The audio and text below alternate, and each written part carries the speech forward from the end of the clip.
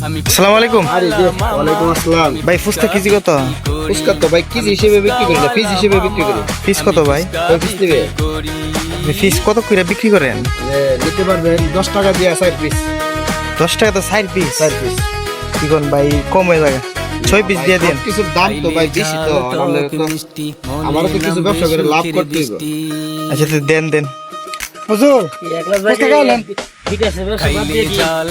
আরে শুধু বিকাশ দিয়ে তো আর চলে না, ব্যবসা তো সব ব্যবসায় করতে হবে।